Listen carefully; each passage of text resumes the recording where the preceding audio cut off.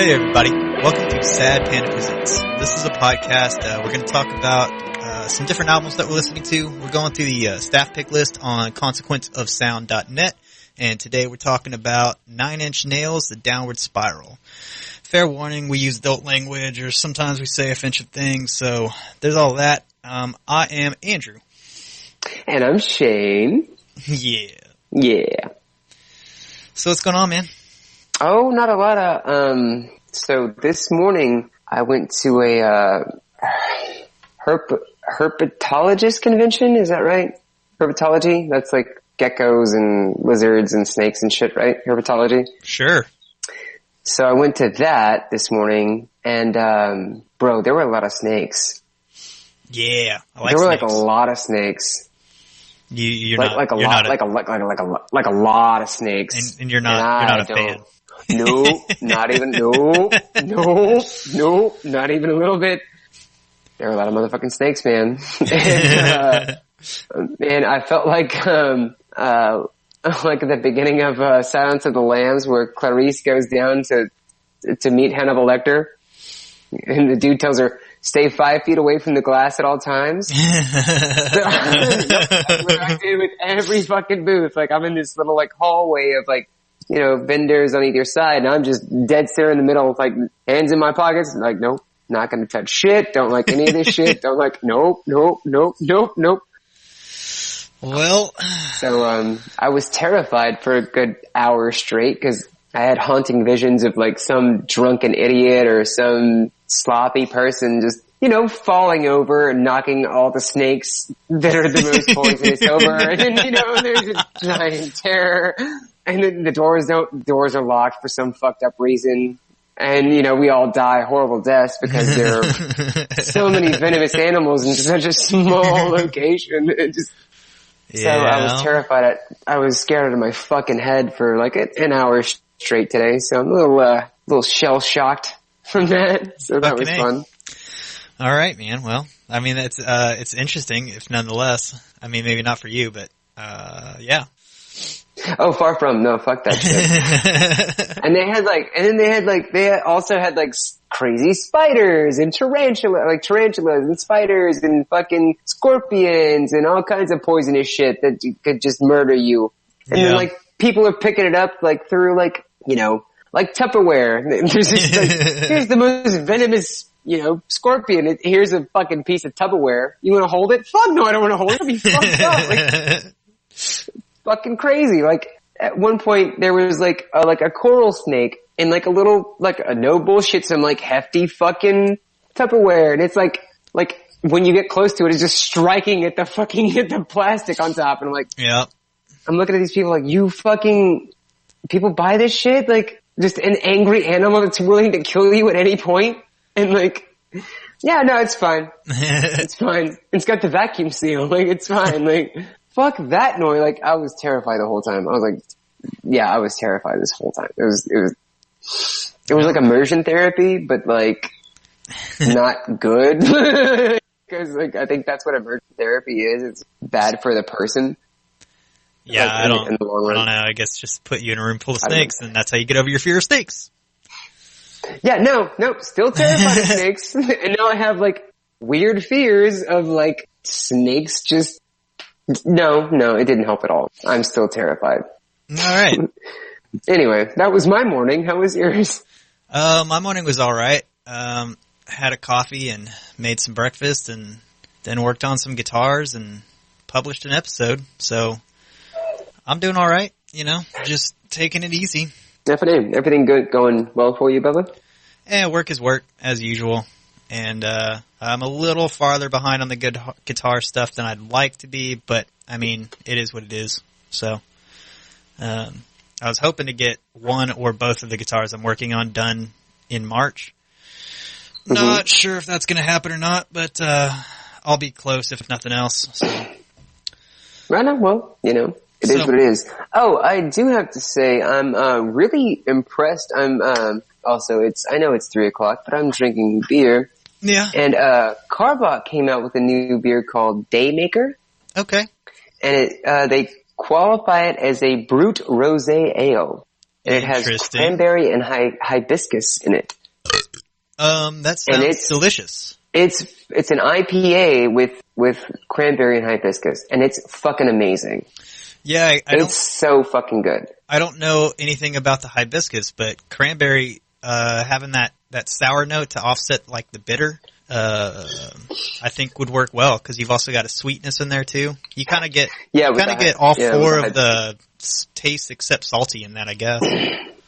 Yeah, for the most part, but it's really, really drinkable, which is dangerous because it's like a 6. Right. I mean, it's a 6. It's not like too crazy, but like it's not like a 3.3. Like if you're gonna mow your lawn and drink beer all day, but it's a really good, really damn good beer, and it has this like it's like you know how like Carbuck does that like Dutch pattern style of their cans where it's like a one color and then like a T. Right. And so this one is like a dark brown and then like a powder pink. Oh, okay. So it looks like any bathroom that was made in like the 50s with that like powder pink. Yeah. Like my bathroom. Yeah. With that powder pink and then That's like exactly what I was thinking of, yeah. the dark brown, like the like light notes of that dark brown. Yeah, but it's man, it's fucking really good. It kind of tastes like do you ever try those like St. Croix? It's like that sparkling water. Nah, thing. I never got into that.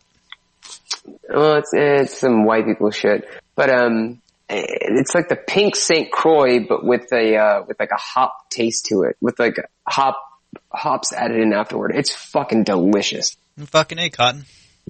I'm a big. They sold me. Right on. I'm just Anyway. I'm just being a basic bitch and having myself some Shiner. So. Oh, you're having a Shiner. Yeah, I pick them up every once in a while because I don't know if it's just reminds me of home, I guess. And I mean, can't really go wrong with just a regular Shiner. So true, and I do have to say that since visiting you in India, that my first experience with Yingling is, it's Yingling. Shiner is just a bad version of Yingling. Yingling's fucking really good.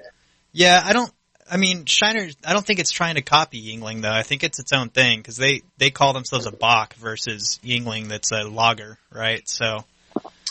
True, but like their amber, like Yingling's amber tastes like Shiner done right. Yeah. If that makes sense. Yeah. I don't know. I just kind of grew up on Shiner, so it's a definitely like a makes me feel at home kind of thing. Yeah, for sure. Comfort, it's a comfort beer. Yeah, for sure. I get it. I mean, I get it. But, especially since you've been freezing your fucking ass off up there. Like, yeah. Yingling is, Yingling's kind of one of my few, like, go-tos of just, it's pretty much always in the fridge. So, yeah, it's fucking delicious. I didn't understand the power of the Yingling because, I never had it until I visited you about 2 years ago. Yeah. When we moved your ass up there. And I heard about it a bunch from like all the, oh yeah, and it's fucking stupid cheap. Yeah. Like, it's like Coors Light or some shit. Like, it's like basic bitch beer. Yeah, it's awesome. Going to a bar is nice because, you know, you can just fucking be like, Yingling, and it's like, alright, $3. And you're like, fuck yeah, whoa. Like, hell yes, whoa. So, it's good shit. Yeah. But anyway. So, alright, so, you wanna get into what we're talking about today? Sure. We're gonna be talking Enough fucking around. Let's get down to it. So yeah, we're talking about the Downward Spiral by, 9 Inch Nails. I hope you wrote a lot of notes, cause I kept getting lost in this album. Like, and forgetting what song. Did. I kept forgetting what song I was on. So. Yeah. There's a few that are like, that really stand out. After listening to this 4 times, I gotta say, not the hugest 9 Inch Nails fan. Or at least not this album. I mean, it's okay, but it didn't like move me or anything. Yeah, I mean, I like this. I mean, I liked it more than words. Okay. So when we were we're getting to this album, there are like two songs on this album I feel like everybody knows. If that makes sense. I'd say Closer. I'd say 2, maybe 3, because Closer for sure. Everybody's fucking heard Closer. Closer for sure. Everybody's heard Closer. Everybody knows fucking Closer. And then I feel like Hurt. Hurt, I feel like, is another one that pretty much everybody has heard. And more recently because of that, because Johnny Cash redid it. Yeah, that's true. And I feel like a lot of people didn't realize that was a Nine Inch Nails song. Yeah, there's one other song I feel like a lot of people have probably heard, and I'm drawing a blank on which one it is. Probably like Piggy or Mr. Self-Destruct or something like that. Yeah, maybe it was March of the Pigs. Piggy. I don't remember. Or March of the Pigs, yeah. But for those two for sure, like those were like the two songs that like everybody knows, if that makes sense. Right. Because I don't believe that anyone hasn't heard Closer for sure. Yeah, and I guess I recognized when I had heard March of the Pigs because of the "Doesn't it make you feel better?" You feel better. Yeah, so I definitely heard that before, and so I was like, oh, I've definitely heard this song. But like leading up to that, I didn't recognize it until it got to that part, and then I started putting it together. Like, oh yeah, more of this is familiar. Anyway, we'll get to it when we get to it. Yeah, and the reason I'm kind of upset with myself was because like when I was younger, I I felt like Nine Inch Nails and Tool were kind of in competition with one another. Okay. Like they were, you know what I mean? Like you were either on this side of the track or that side of the track. All right, I can see that. And so I made my choice on Tool because I just liked them better. Right. I didn't like the kind of techno-y feel that Nine Inch Nails has. Yeah. And so like being like a self-realized human being and an adult, I could now like, you know what? I could like them both. Why did it have to be a division bell? You know what I mean? Yeah. You can like them both. It's fine. But you know, I think Nine Inch Nails was a little more edgy and kind of darker and had that weird feel, like that kind of industrial feel that Tool didn't have, and maybe that's why I chose Tool over. But for the most part, like this album is, I mean, it's heavy industrial sounding, and it's got that weird like metallic fuzzy filter.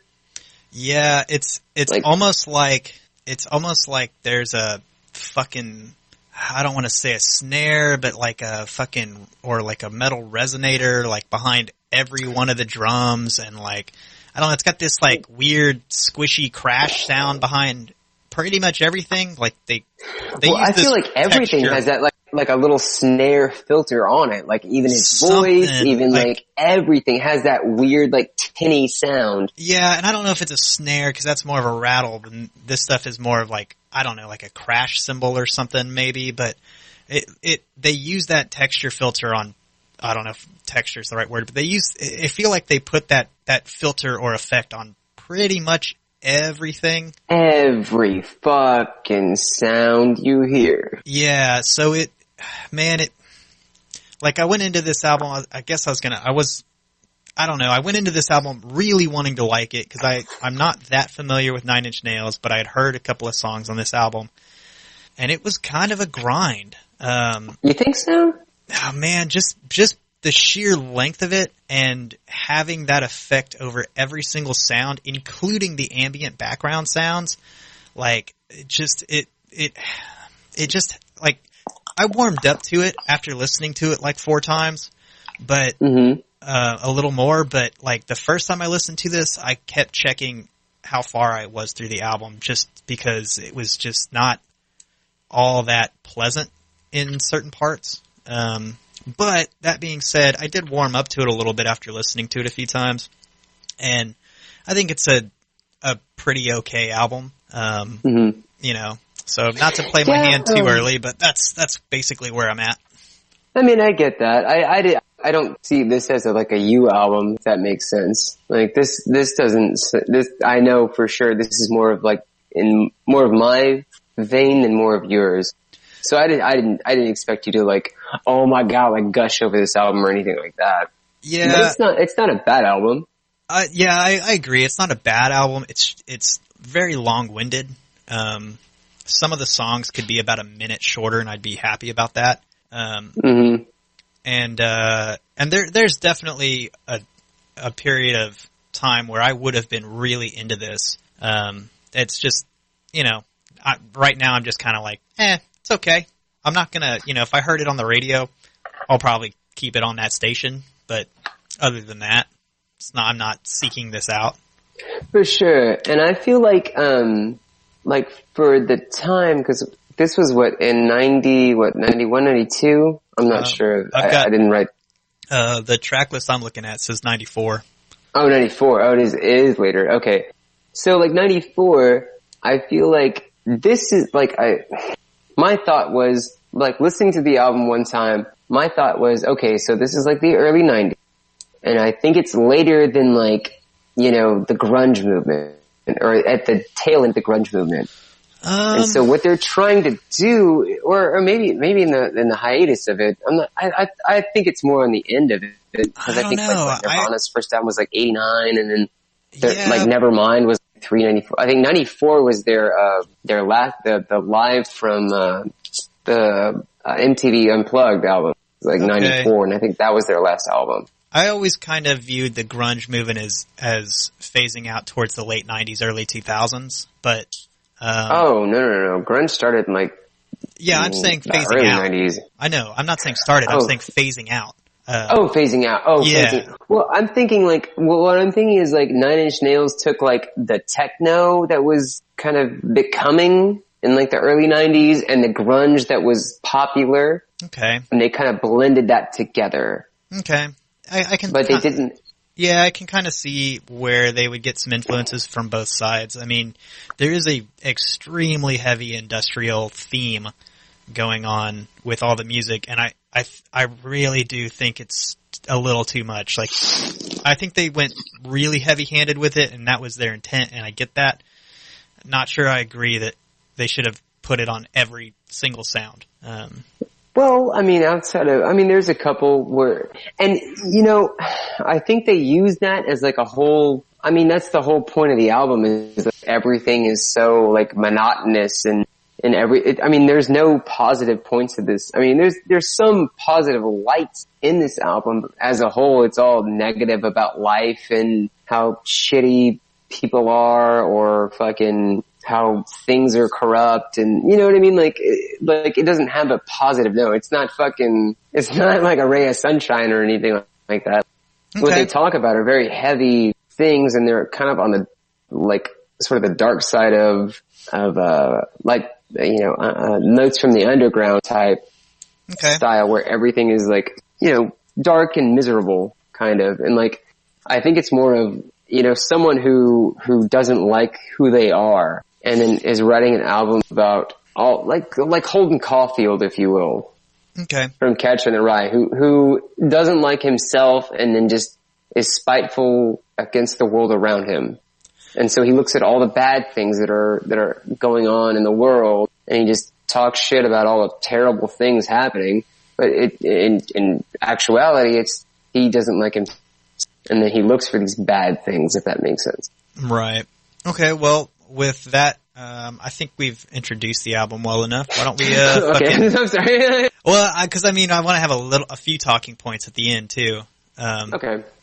Instead of just blowing our load, I don't know. We're probably pretty good at blowing our load early anyway on this podcast. Yeah.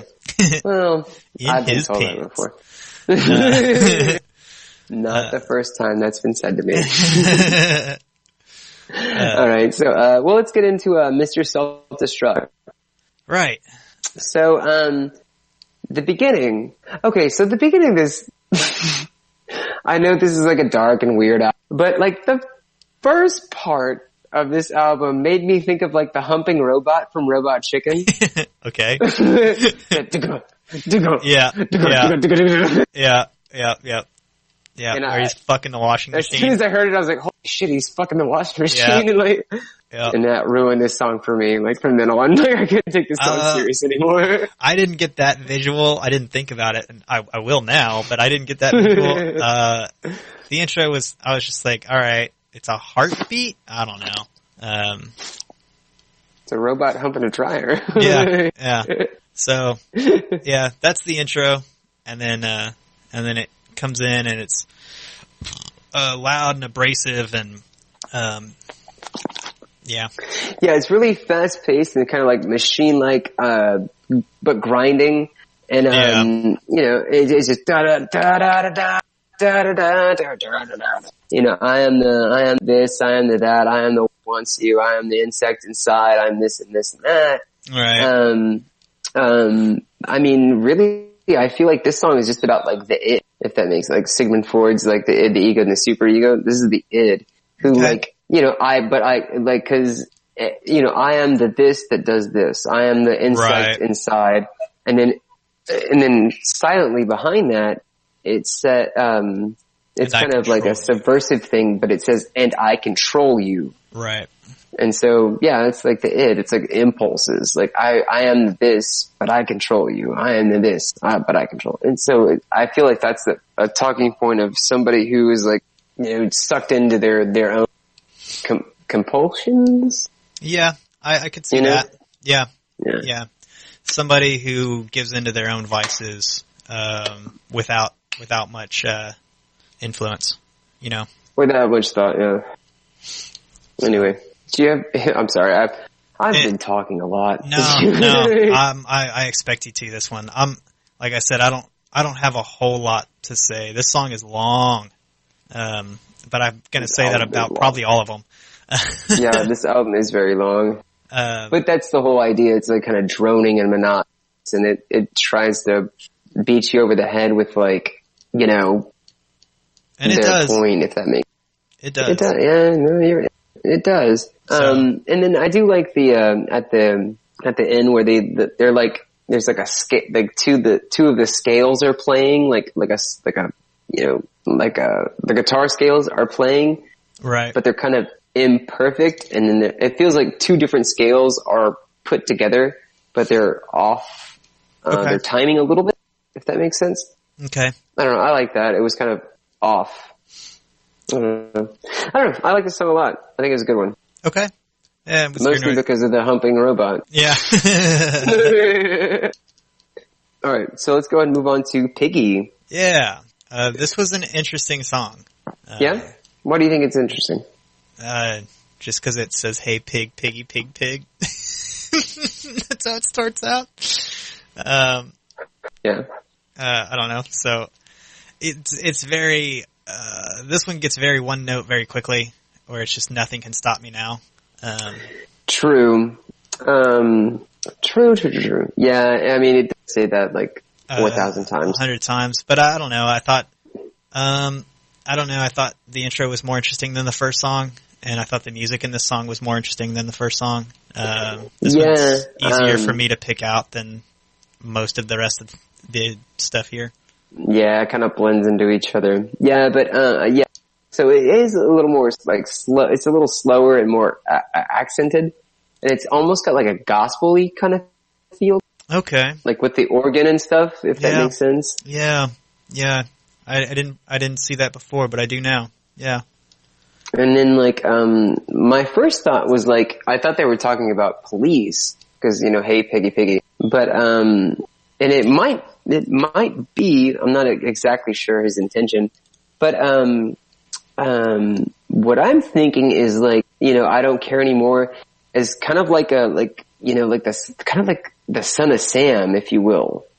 Okay. Like he's been, you know, abused through the system and he's given up and he needs reaffirmation through, you know what, I don't care anymore.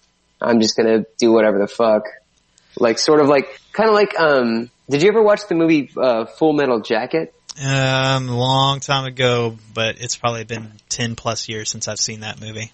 Yeah. So like the beginning when like with Private Pile where they like, he's kind of the asshole of the group and they like, and then the drill, earlier drill sergeant like kind of beats him into conformation, into conformity, right, through stuff, and then he kind of like loses his mind because of it, and then he ends up shooting himself and the drill sergeant. Yeah. I feel like that's kind of like the idea of this song, is like just being droned, like beaten into submission throughout things, and then you just kind of don't care about anything. Okay. Yeah, we can go with that. You know what I mean? Yeah. That's kind of how I see it. And also that piano piece, that he that's done through the song, it kind of sounds like Kanye's Runaway. You got me there. I don't fucking know. I know you're not hip with the well, especially but I made you listen to one Kanye album, so I wanted life. So it was. Yeah, but he has a song called Runaway, and it has the whole song is just a dun dun dun dun dun on like it's like 3 notes on a piano. Okay. And then it's like talking about the douchebags and the assholes. Let's have a toast for the scumbags. Anyway. It kind of, I feel like Kanye ripped that shit off of this song for the most part. Right on. Okay, well, the next song is Heresy. Heresy. Yes, sir. Yep. So, yeah. This is like super 90s industrial. Like this is like the most industrial 90s song. Like if you went to industrial 90s song, this would be the thing that pulls up. Yeah. Cause I hear this and I think, other rock bands that have that industrial feel, like Rammstein, like Marilyn Manson, like Korn, all that kind of, you know what I mean? Yeah, man, I do. Maybe, I don't know.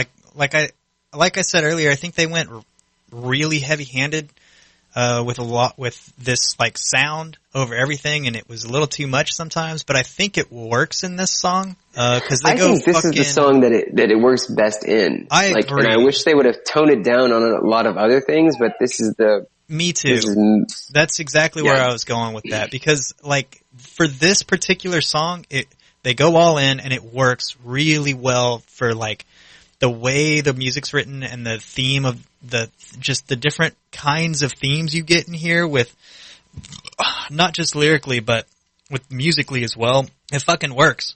And this was like, oh, I get the industrial sound now. Like this song, all of a sudden that sound makes sense to me. Whereas the first 2 songs is like, oh Jesus, could you just stop pouring it on? Like back off a touch and you'll be okay. I think that was kind of what happened here in this entire album, was like it worked on this song and like, fuck it, put it on every song. Yeah, maybe a bad move. Maybe. But I did enjoy this one. I don't think it's about rape. I think it's an anti-Christianity song. But I did enjoy this one. God damn it. Sorry. Yeah, no, this is not about rape. That's gonna just have to be a joke that gets told every fucking episode from here on out, you know? I don't think any songs are about rape. So I don't know if you can like any of these songs. You can't have the favorite. Songs about rape. You get 2 number 2s. Just an empty slot for the rapes. God damn, you hit me sideways with that. Okay. So basically this whole idea is that, he's just saying that, Christianity is a medium to manipulate and control other people's, like any power, if you will, any great power, like authoritarian power of any kind. Yeah. But, God is that, but it just happens to focus on God itself. Right. And so whatever religion. Yeah, they focus on the Christianity angle here, but I do feel like that this argument is made against, governments and other religions and, like you said, any authoritarian figure in general. Yeah. But the band is called 9 Inch Nails, and that's what it was used to crucify Jesus. So, right. So it's heavy against religion itself as an organized authority in any medium. I mean, it happens to hyper focus on Christianity on this song, but I mean, the whole idea is just any authority. Timmy, calm down. Oh, sorry, the dog's freaking the fuck out. Anyway. Alright, so let's move on to March of the Pigs. Yeah. So this is one of the songs that I recognized. It sounds different than every other song, or moderately so. Well, I mean, like, yeah, I mean, the start of the song, not so much, but then they do have that break in the chorus, you know, that's the, now doesn't it make you feel better? Feel better. And they clean up the piano and kind of, you know, towards the second chorus, they have a whole outro kind of on it. For sure. And I do like this song. I mean, it's the fastest song on the album for sure. Mm-hmm. It's more of like a headbanger song. And then, it has that like juxtaposition of doesn't it make you feel better? Where it like everything stops and it's like just a pretty piano and like, and then it's back to the wall of noise, the industrial. Right. Screaming, yelling stuff. But yeah, I mean, mostly that's kind of the whole point of the song is about like superficial people. Like it's, you know what I mean? Like everybody's fake and then that whole, doesn't it make you feel better? Like that's your justification for doing the shitty things you do as a person to be fake, to get ahead in life. Yeah, to fit in as best you can and, you know, make other people like you and shit like that. And yeah, and that's what doesn't it make you feel better? That's right. Like your taste of euphoria. So again, selling your soul, if you will. So this song is the Nine Inch Nails' fastest song. I know. And it is 269. What is it, 59? 69? Yeah, 69? Yeah. Beats per minute. Beats per minute. So, I mean, man, I don't know if I could ever get 269 beats per minute, you know? Like, damn, dog. You got some, like, robot hips, but I guess they're, you know, with that industrial thing. Well, even the robot fucking the washing machine can get that. Come on, man. Well, I feel like he speeds up, like, a lot when he gets real close, you know, and he starts smoking. I think they only show that, like, once or twice of him actually, like, making it, getting all the way there. You know what I mean? Are you talking about the robot chicken bit? Yeah. Oh, yeah, no. I only remember, like, the one time that happened. No, and there was, like, man. another time.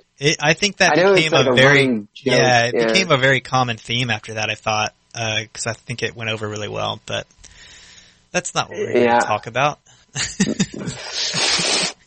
We're here to talk about bullshit. Like, we're talking about... Well, you know, we happen to be talking about an album. We can bring it back. Speaking of talking about fucking, the next song is Closer. Closer, yes. And this is probably the song that anybody that's ever heard a Nine Inch Nails song has heard. This is the Nine Inch Nails song you've heard. Yes. Right. So so take a moment with us, listener, and think of, if you've never heard of, if you know who Nine Inch Nails is and you've never listened explicitly to them, think of the only song you've ever heard of Nine Inch Nails, and it's this one. There's that one line that you're going to remember, and it's right in the chorus. Yep. Have you been to a strip club? Yeah. The Nine Inch Nails song that's in a strip club. Yeah, this is the one that plays about every 12 minutes. Yeah. And it's kind of funny because, like, the whole point of the song is like, it's a anti that. It's somebody who's, like, disgusted with oneself. Right. You know what I mean? Like, they don't like themselves, and then they need other things to make them feel good about themselves. So, like, think of like I don't know, like a junkie, if you will. Humans. I guess. They're living drugs, you know what I mean? Like, I guess, like, I kind of saw it as, like, he doesn't like himself, and the way he forgets about the fact that he doesn't like himself is by fucking. Because it takes him out of his own mind. Well, like any kind of drug, if you will, like, you know, alcohol, cigarettes, fucking heroin, whatever it may be, he doesn't like himself, and then he lives through his drug of choice. So he's like a shell of a human, you know, yeah, blah, blah, blah, for anything but living, if that makes sense. He lives for the next hit of whatever it may be, whether it be sex or whatever the fuck. For sure. Yeah, blah, blah, blah. You've heard Closer. It's not, yeah, you know I'll fuck you like an animal. Yeah, Right. And don't get it wrong. Don't act like you've never had sex with this song. Yeah, we've all fucked with this song. Be real. For sure. Anyway, yeah, you heard it. You fucked to it. Moving forward, to Ruiner. Yeah. So, Ruiner, I was listening to this song, and I heard the beat, and I was like, I fucking know this song. Okay. So I thought it was Jock Jams, but I wasn't. It wasn't Jock Jams. Okay. What it was Rob Bass and DJ Easy Rock in the song "It Makes Two to Make a Thing Go Right." Okay. It makes two to make a thing go right. Oh, yeah. Oh, yeah. That is exactly what this fucking beat is. Okay. I was really hoping you were going to say Kids Bop, but, you know. No, it's not. Unfortunately, no. Hey, Jock Jams was like in the 90s. This is way before Kids Bop came. No, I know what the fuck you're talking about. Every PE teacher in fucking America had like every single one of those albums. The Jock Jams, yeah. Yeah. So it's Rob Bass and DJ Easy Rock, and it makes two to make a thing go right. It makes two to make a thing go right. It makes two to make an add aside. That's this fucking beat. And if you like this album, I'm sorry I ruined this song, but that's stuck in your brain forever. Cannot unhear it. Well, that's this song. For real. It's fitting for the song because it's called Ruiner. It is, yeah. Well, layers on layers. And, you know, I kind of like this song. It's pretty good. I love the bravado at the breakdown. Like, it's so, like, like, it's so epic, like, during their breakdowns. Like, I really like that shit.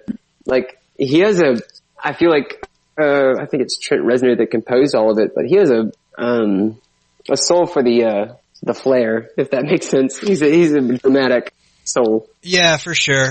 I liked this one. It was better than like probably the first two songs in this album.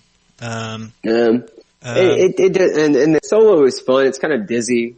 A little bit, yeah. I kind of like that. And then it has like I love the use of like the bells, like the xylophone and stuff like that. That was fun. Right. Yeah, that was really fun. I like that. Okay. I really like that. That was really good. Yeah. But yeah, the song's just basically about abuse of power. Right. Yeah. All right. So, the next one is The Becoming. The Becoming. This song, I had a bit of a problem understanding what they were doing. Okay. So, like, it has this, like, weird, almost like a chime to it. Like, you know, like, okay. So, like, when I was in band, I played percussion. And we had, fucking nerd. You know, we did our Christmas program, and I always played, like, the weird shit. So if there was a tambourine, I'd fucking play that. So in the Christmas program, we had the Carol of the Bells, the dun da da dun dun da da dun dun. You know what I mean? And so I don't know if you've ever seen those, but they're like big brass tubes that go down, and you hit them with a yeah, so dong, dong, dong, dong, yeah, that kind of thing. They've got like a felt mallet or some shit like that you beat on them with. Yeah, you have to hit them at the top, and then they ring out. That dong, dong, dong, dong. So when I heard this song, I thought it sounded like that. Okay.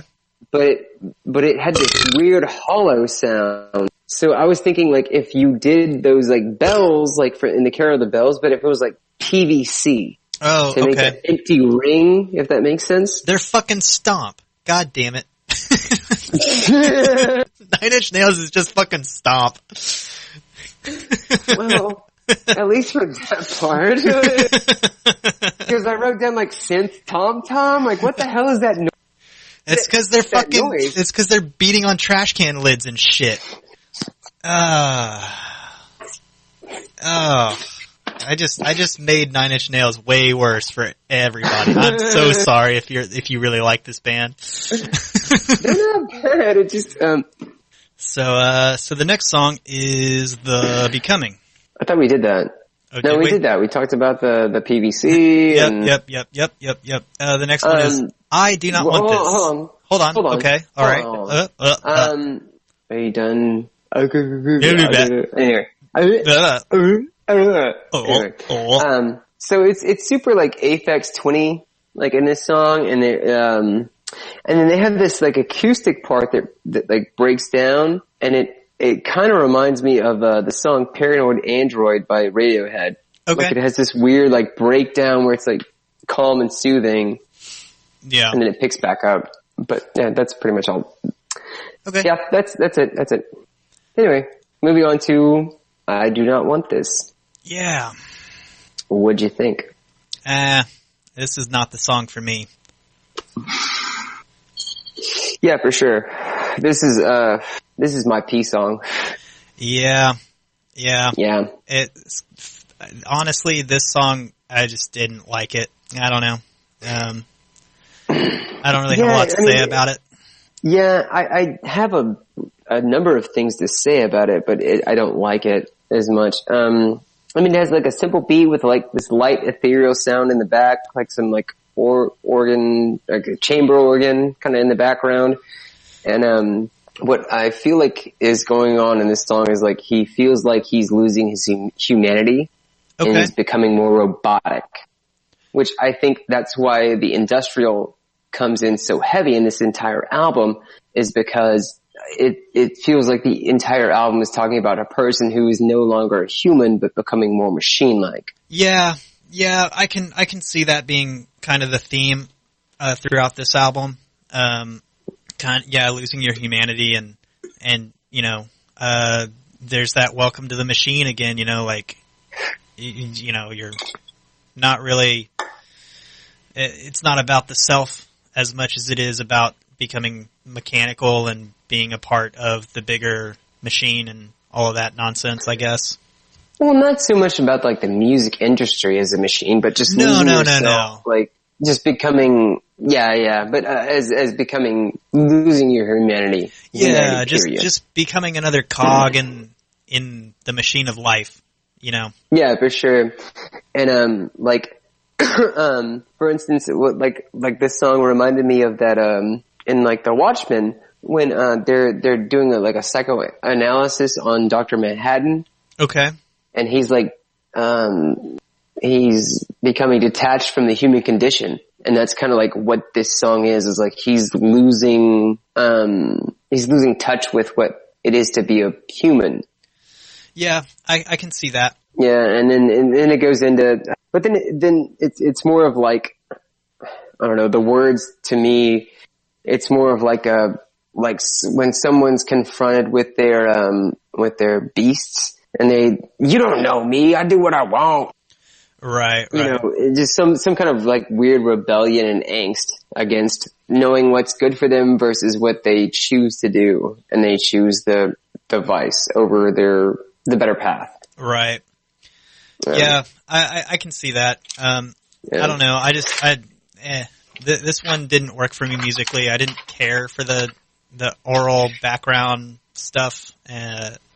As a song, this is the worst song on the album for me. Like, I don't like it, but it has a lot to say. Well, which I appreciate that, but he does a lot of background stuff in a lot of the songs, and in some songs it works, and in this one I didn't really care for it. So yeah, I don't know. It's a song. Yeah, I didn't like this one either. Yeah, it's a song. Again, this is a song, so I did like. I mean, I had more of the notes on that, but don't give a shit about it.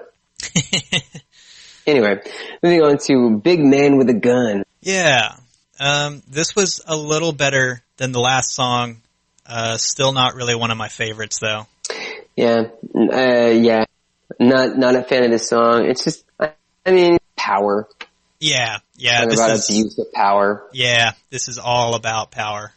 And I'm gonna shoot you and come on you. Yeah. Big man with a gun. Yeah. It sounds like it should have been on like the Doom soundtrack. Like, yeah, it's very, you know what I mean? Like, very in your face about it, and and he's just there's no illusion, there's no alluding to anything. It is very much what it is. Like, it's very direct. Yeah, I have power over you, and I'm going to use it. Yeah, for sure. Like in Doom, like when you pick up with the first time you pick up the BFG. Yeah, this should be the song that plays. Okay, yeah, it would work there. It would definitely work in that theme. That's I don't know. That's how I saw it. And yeah, meh. Again, another meh. Not a P song exactly, but meh. Yeah, not my favorite. Yeah, I'm right there with you. All right. So moving on to A Warm Place. Yeah. So this is an instrumental, and it's pretty, and it's very out of place on this album, but I enjoyed this song. I liked it a lot. Yeah, I did too. I really like this album. All right, I mean, song. I feel like. Go ahead. No, you first.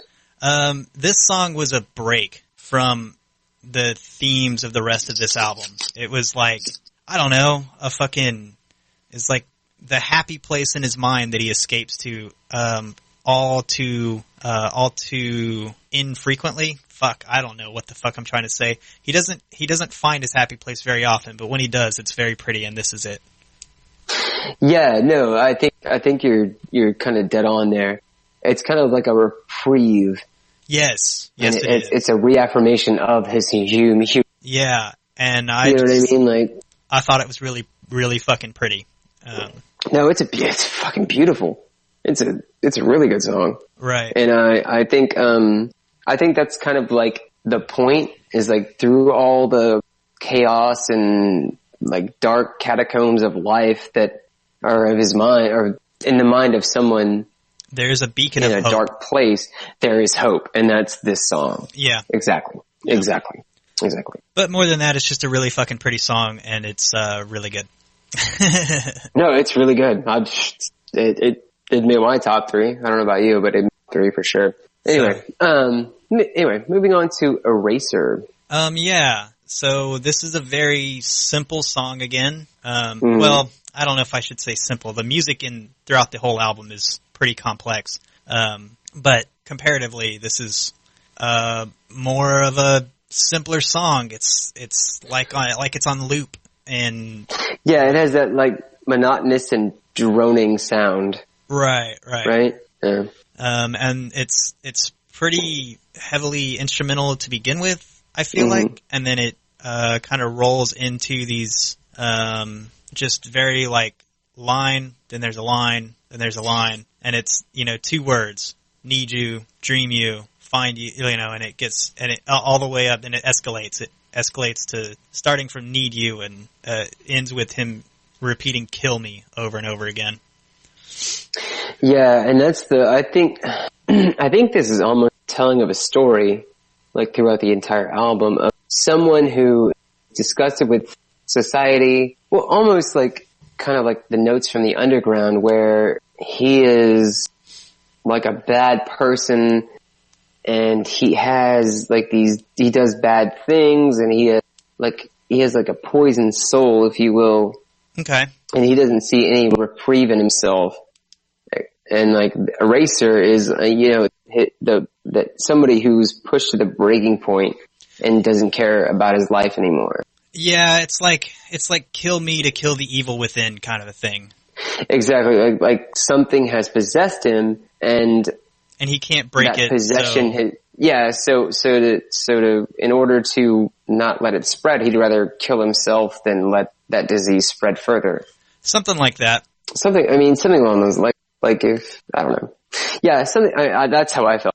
Like it was more of like, I'd rather kill myself because of the poison in me than let it spread to other people. Yeah. Yeah. Anyway. It's okay. Yeah, fine. It's fine. It's fine. Anyway, moving on to Reptile. Reptile. I don't know. This is getting towards the end of the album, and I start zoning out a little bit towards here. I remember a line about she has the blood of a reptile. Yeah. So yeah, I don't know. I don't know what this is about, but it's okay too. Yeah. When I heard this song, I kept thinking about what it means. But for the most part, I like the simple string plucks and like the machine sounds in the beginning. Okay, yeah. That weird do, do, do, do. And when I thought of this song, I thought of Lust in Full Metal Alchemist. Okay. Mm-hmm. And it's one who like tempts and indulges in the despair and pain of others. Okay. So, you know what I mean? Like, it's a temptress, if you will. Right. Okay. Like a succubus almost. Yeah, for sure. Just, I want to watch you suffer, and it's like, shit, I can't even think of an example, but like someone who is satisfied in someone else's suffering, and they enjoy that. Okay. Yeah, I can get behind that. Like a person who, let's say for instance, someone who likes to flirt with other people, just to make you jealous, and then you get all pissed off. Right. That's what they get off on. Is not. They don't want to. Like for instance, I dated a girl what she would do is she'd flirt with other dudes just to get a reaction out of me. Right. And it wasn't even the flirting with a guy, and it wasn't it was what she wanted was a reaction out of me. She wanted me to be jealous and pissy and all that kind of shit. Right. Yeah, I can see that.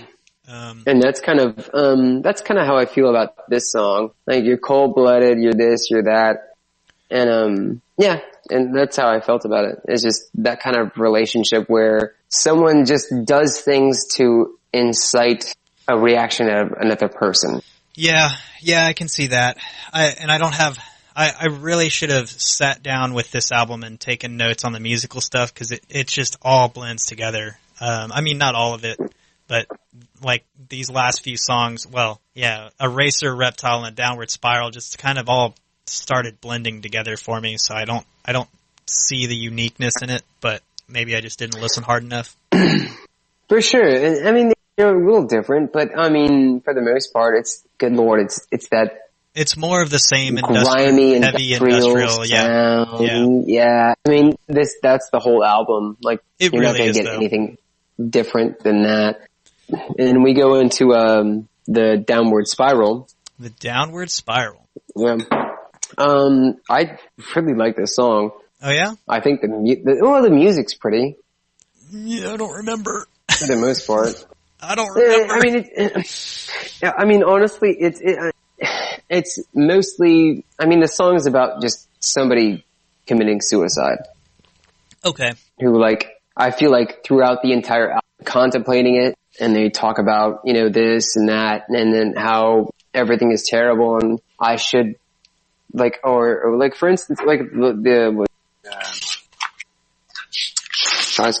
like, I don't want this. We were talking about where, oh, right. So this is him finally just pulling the fucking trigger. Pulling the fucking trigger and ending it. Yeah. Okay.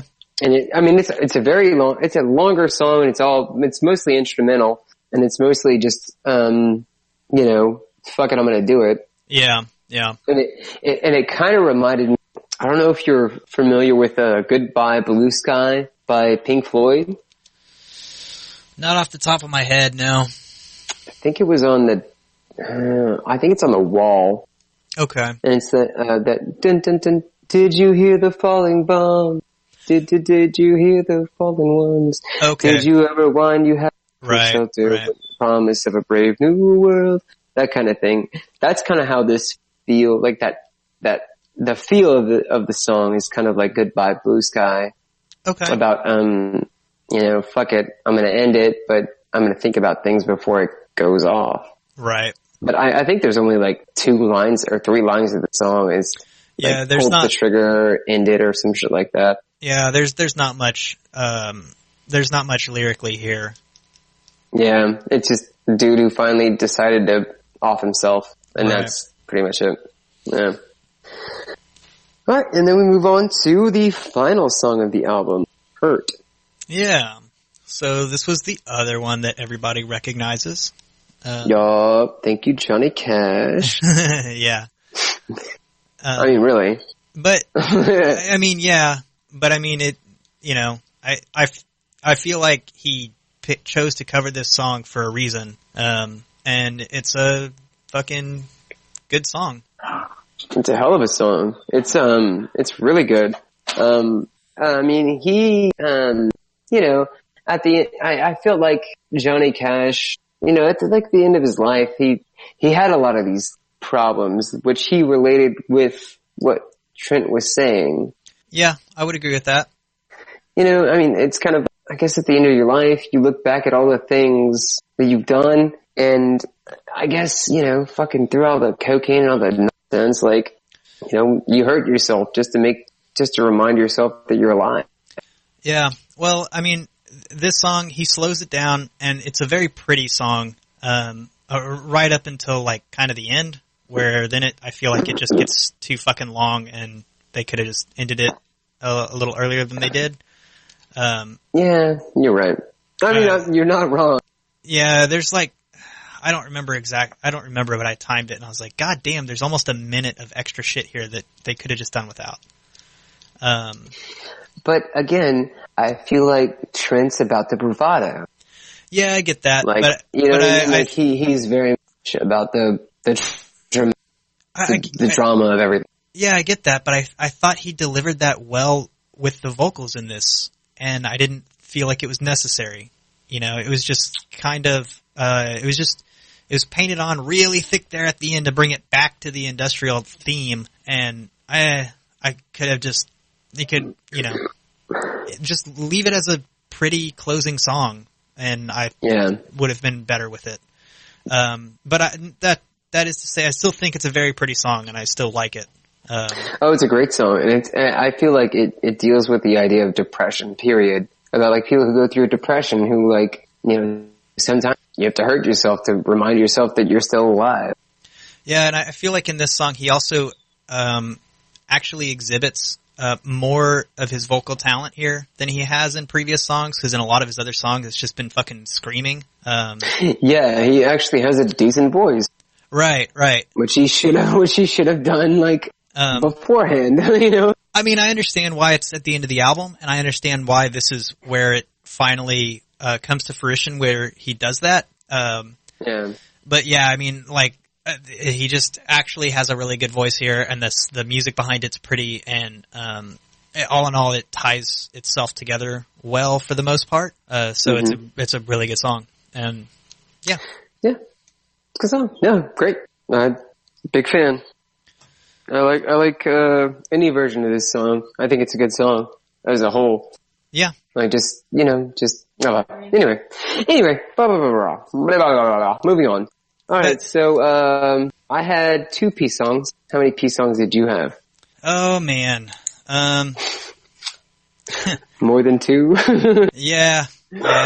There's I don't know, I liked about half this album. Half? Yeah. Okay. Alright, that's fine.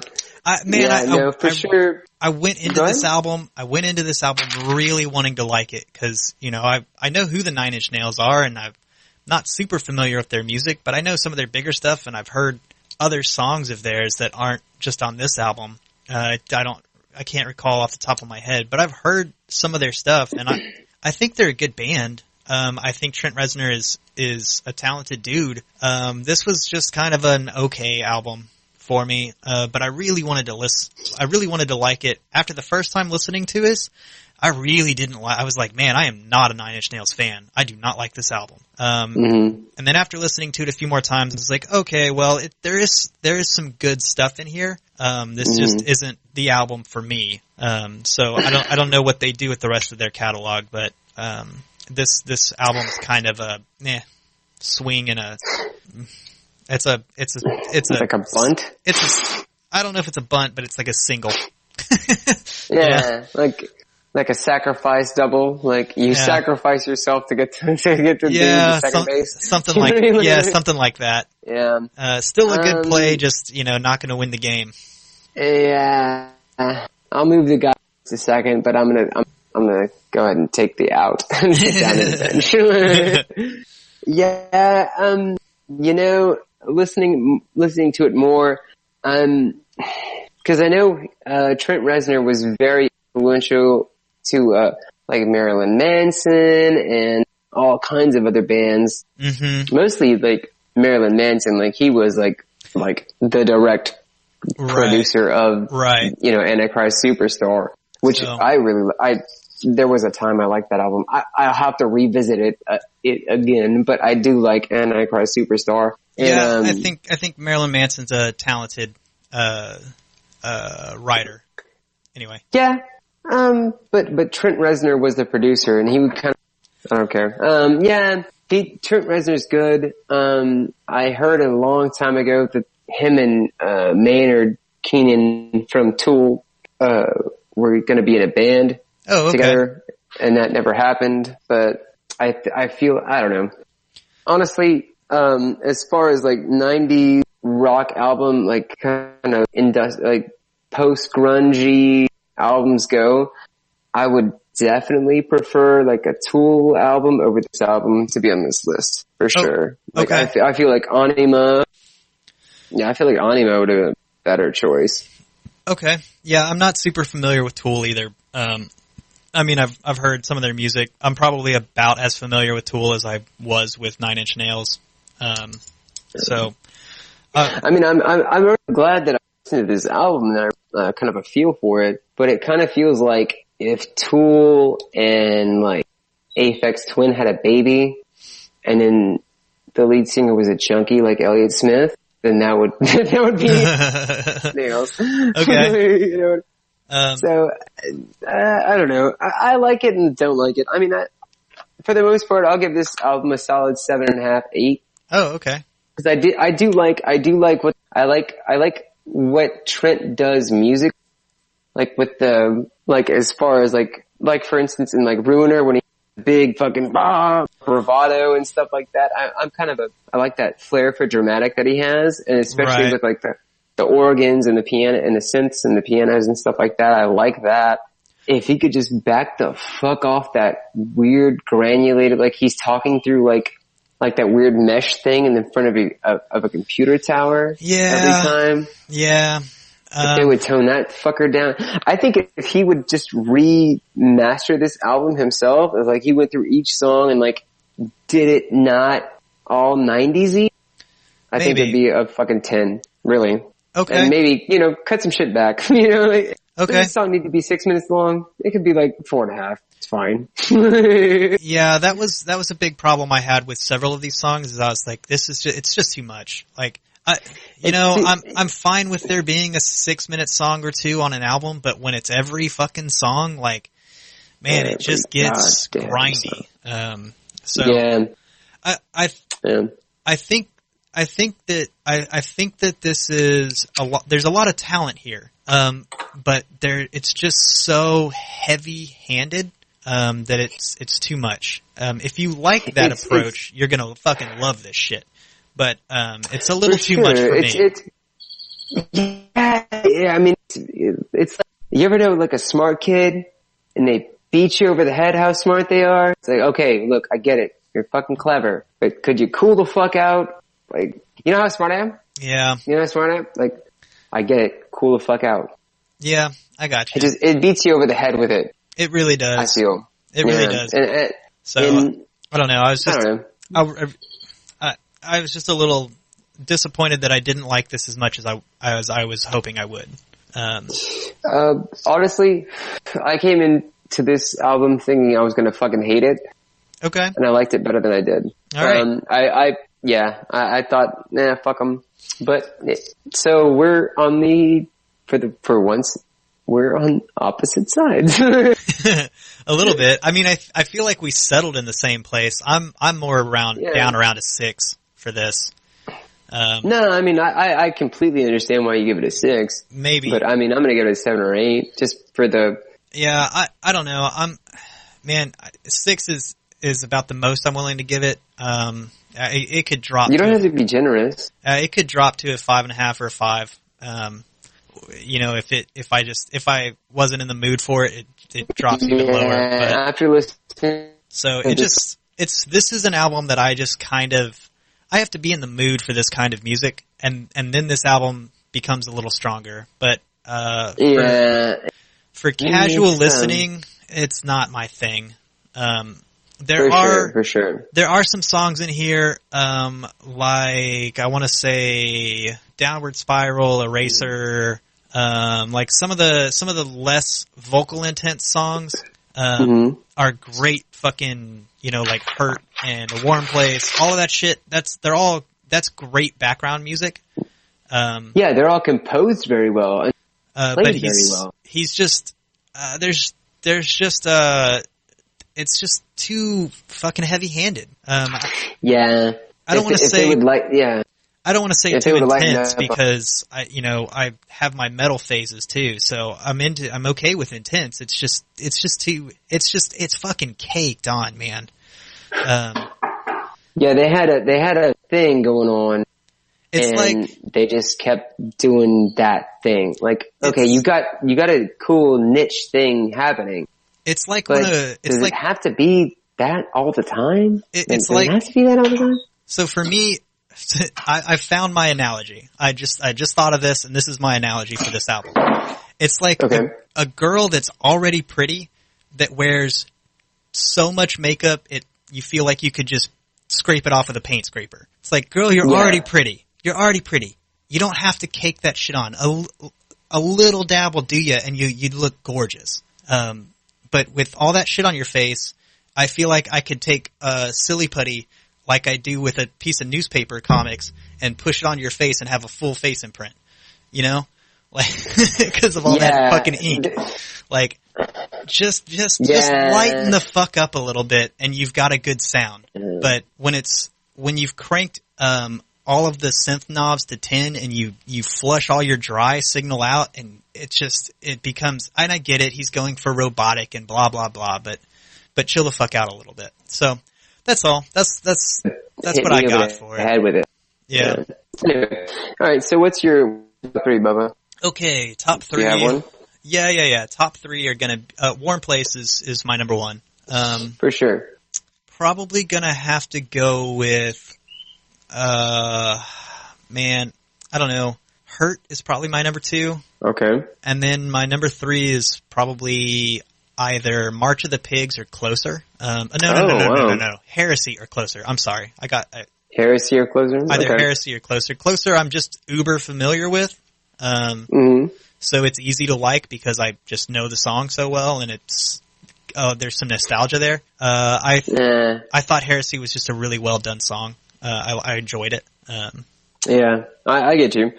Yeah, I'm not far off. My number 1 is Hurt. Okay.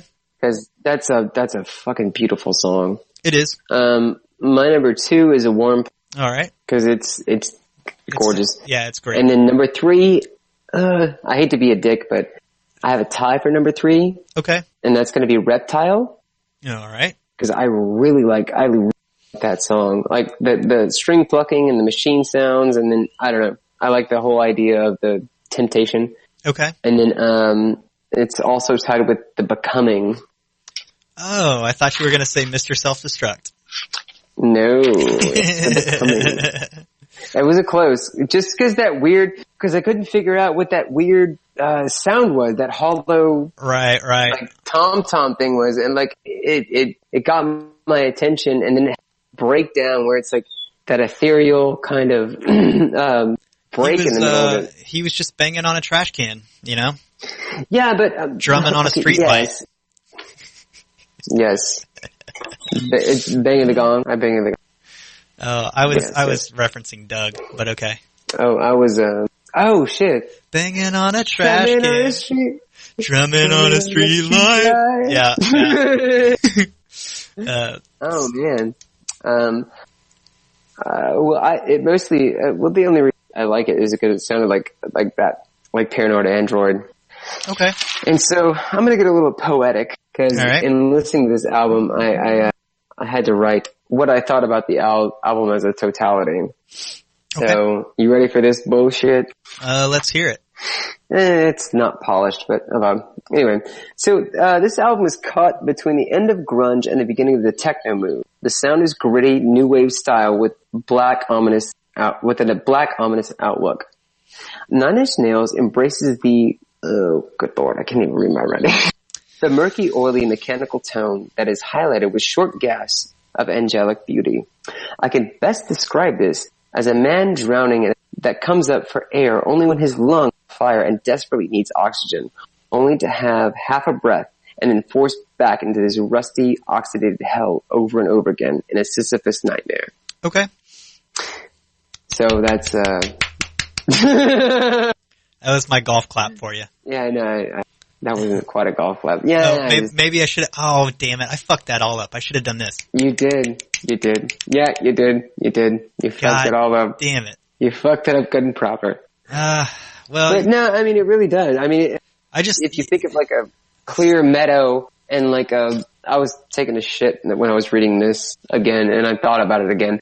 Like think of like a clear meadow with like a orchard, and there's like a pear tree or an apricot tree, and there's beautiful rolling hills and tall grass, and there's this dark fucking empty circle of black, and there's an oil drum, and then like this dude like who's sucked in like oil, and he comes up for air and gets and he sees the beautiful scenery around him and goes, this is amazing, and then his head forced the fuck back down over and over again for eternity. Okay. I don't know. That's kind of what this album feels like to me. All right. Yeah. There's so much pretty things around, and then go back into the dark awfulness. Yeah. It's okay. I don't know. Anyway, man, so many of these other albums have gotten me like jazzed up and excited to talk about them, and this one I was like, I don't have a lot to say. Yeah. And I don't know. I'm not excited to talk about it because I don't care all that much about anything on this album. There's some really pretty stuff with A Warm Place and Hurt. And I thought, like I said, Heresy is where this is that over the top industrial done correctly. And then the rest of this album is kind of here nor there. Just not my thing. Yeah. It doesn't know what to do with itself for the most part. Yeah. Like it has a lot to say and it's doing too much. Yeah, I agree. It's just too fucking much. So. Yeah. Anyway, that's pretty much all I got to say about it. Me too, Bubby. Okay. Well, this is probably going to be one of our shorter ones, to be honest. Normally we have a lot more to say about a lot more stuff, but I don't know. It probably doesn't help that I'm not drunk yet. I only had a beer on this one because I want to go back to doing some work in the shop, and I don't want to be fucking plastered. Yeah, so no, I get it. Well, I drink more for you. Well, I appreciate that. Looking out. Hey, we have an oscillation. So anyway, that was number 88. Next time will be number 87, which is NWA Straight Out of Compton. Yeah. All right. So, yeah, that'll be fun. In fact, I don't know what to expect. I don't know what to expect. I know some of these names, Ice Cube, Eazy-E, Dr. Dre, MC Ren, I know these people, but mostly from later work, so I'm not really all that familiar with NWA. So I'm actually pretty interested to see what this is all about. Me too. I really haven't listened to actually NWA proper. I know, again, all their works differently, but I don't know their true magnus opus, if you will. Right. So I think it's going to be fun. Well, I think so too. In fact, we were when we did our next break, I was thinking about doing a hip hop because I miss hip hop. And I didn't realize that the next one was going to be NWA. We started recording. I was like, oh crap, Well, there is a hip hop album. So that's perfect, because for our next break, I mean, we'll do NWA, then we'll have one more album. We'll have 86, and then we'll have a break, right? So it's perfect because it's perfect that you want to do hip hop on our next break, because we've been requested a hip hop album. Oh, yes, we have. So yes, we have. We can do that. It's not the one that I want. But I know. We're gonna do, was it Stitches? Stitches. We gotta get through some requests, man. We're a little behind. I think we're on point with requests. We got. Can we do two? Can we? We can record some stuff. Yeah. Yeah. So yeah, we'll do Stitches. God damn it. Stitches. God damn it. I don't know if you've heard it, but I have not. I've purposely not listened to it. I want this to be. You wanna go in? I want to go in straight fresh. Like I want to have. I don't know what the fuck. Okay. So I know Caleb pretty well, but so I have a pretty good idea of what to expect. But this is something I don't like. I don't know if he's ever played one of these songs around me as a joke or not, so I don't know what the fuck to expect with this, and I'm really excited about it. I'll give you a big hint, Bubba. It is not good. Oh, I'm fully aware that it's not good. Oh, it's real bad. It's real bad. So I can't wait for this to be fresh on my mind, so I can just be absolutely abhorred. Okay, well, we'll do NWA. After that's our next break, is that right? No, after NWA we have Elton John, Goodbye Yellow Brick Road, and then we have a break. Okay. Well, thank God for Elton John. Okay. And then we'll do Stitches. Alright, anyway, okay. Well, thanks for listening. Thank you everybody for listening. It's fun, exciting. Appreciate you hearing us. Andrew? Yeah, you can find us, on iTunes, Stitcher, YouTube, sadpandapresents.com, where for the first time ever we posted show notes for the previous episode. Woo! But those are only at the website, so give us some fucking traffic if you want to see that. So good luck, fucker. Well, the thing is that I generally share our episodes on Facebook, and I didn't want that link to be attached to what I'm sharing on Facebook, where I have like my cousins and like their kids, and there are some family members that I don't need to see an 8-pound butt plug. So to keep it Facebook share friendly, I put the link to that picture in on the website show notes and not on the Facebook link. So yeah, go check that out. You're not game. Yeah. Oh man, no, not quite. Not with that thing. It's fine. It's a half-ass anyway. It's fine. Yeah, check us out wherever you get your podcasts. And again, thanks for listening to us, guys. Fucking get in touch with us. Facebook's the best place to do that. Cause, I'll get a notification. I check the email, about once a week, maybe. So yeah, get in touch with us. Suggest an album. Tell us what you thought. Tell us, how right or how wrong we were about Nine Inch Nails. And let us know what you felt about the album. Is it one of your favorites? Have you never heard it before? Let us know. Like Shane said, interact with us. Talk about it. Yeah. We'd like to hear that. Cause it's, I don't know. We have fun with it. I feel like this is this album was like my Andrew's Kill 'Em All to my Nine Inch Nails. Yeah, I can see that. Yeah, kind of shit all over it. And I thought it was pretty good. I mean... But hey, we're all humans, opinions, and that's what we're here for. Yeah. Open discussion. Dialogue. So, anyway, thanks for listening, guys. We will see you next time. Thank you guys for listening. Have a good day. Bye.